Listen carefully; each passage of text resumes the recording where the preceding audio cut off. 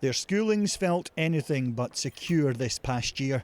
Back now they may be, but what's missing has been months of classroom learning. Cleone needed a bit of support with her schoolwork.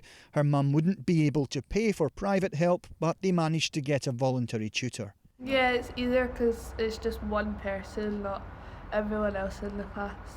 Mum Leanne thinks whoever wins Thursday's election needs to make that available to all. It's not immediately accessible to everyone, so it would be great if Scottish Government could try and take a more coordinated approach to that. Barbara manages a team of volunteers who tutor hundreds of kids, mostly in the Glasgow area.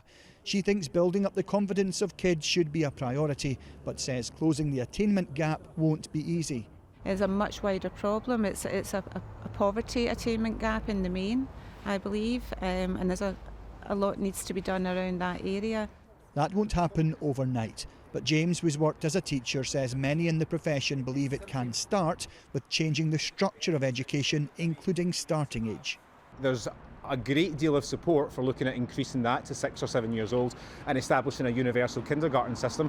And the other thing that comes up a lot is the need to really seriously reform how we assess and certify pupils as they come through the final years of secondary school.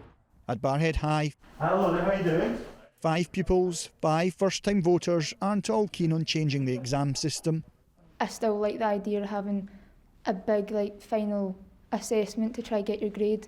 After experiencing a year of digital learning, they want classroom lessons put online so they can be watched again. It's been very good to look back on on videos of learnings that you've done, so you can look back on it and make sure you know everything, pretty much what's happened in the classroom, so you can study it. One thing they can all agree on is the focus should be on their futures. I think everything really starts with education, so I think that education probably should be quite high on the priority list.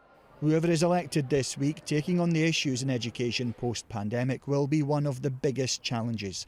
The next generation are holding on to them, dealing with that. Alan Jenkins, 5 News.